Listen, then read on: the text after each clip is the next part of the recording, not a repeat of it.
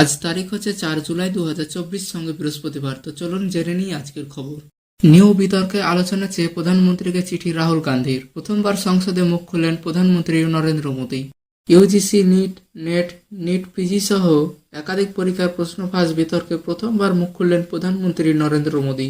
প্রধানমন্ত্রীর আশ্বাস, যারাই আমাদের দেশের পড়ুয়াদের ভবিষ্যৎ নষ্ট করার চেষ্টা করছে তাদের সবাইকে কড়া শাস্তি পেতে হবে। মঙ্গলবার দুপুরে এই নিট নিয়ে সংসদে আলোচনা চেয়ে মোদীকে চিঠি দেন বিরোধী দল নেতা রাহুল গান্ধী। রাহুল গান্ধীর দাবি ছিল, দেশের পড়ুয়াদের মধ্যে বিশ্বাস পুনরুদ্ধার করতে প্রধানমন্ত্রীর উচিত নিট বিতর্কে সংসদে আলোচনার অনুমতি দেওয়া এবং সেই বিতর্কে নেতৃত্ব দেওয়া।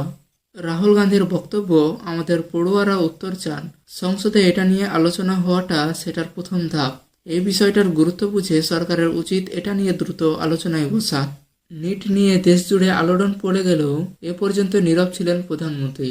এদিন সংসদে রাষ্ট্রপতির ভাষণে জবাবি ভাষণে এই ইস্যুতে প্রথমবার মুখ খুললেন প্রধানমন্ত্রী নরেন্দ্র মোদী বলেন, আমি পড়ুয়াদের আশ্বস্ত করছি, সরকার যুদ্ধকালীন তৎপরতায় প্রশ্ন ফাঁস রুখতে কাজ করছে।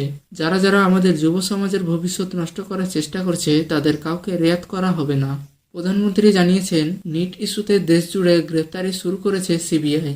গোটা পরীক্ষা পদ্ধতি আরও ত্রুটি মুক্ত করতে সব রকম চেষ্টা করছে।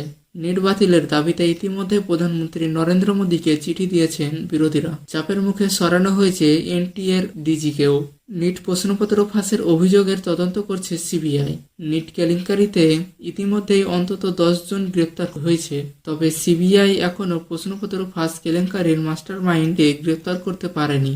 এই নিজে সংসদে শুরু থেকেই সরব বিরোধী শিবির, শেষ পর্যন্ত প্রধানমন্ত্রী মুখ খুললেন।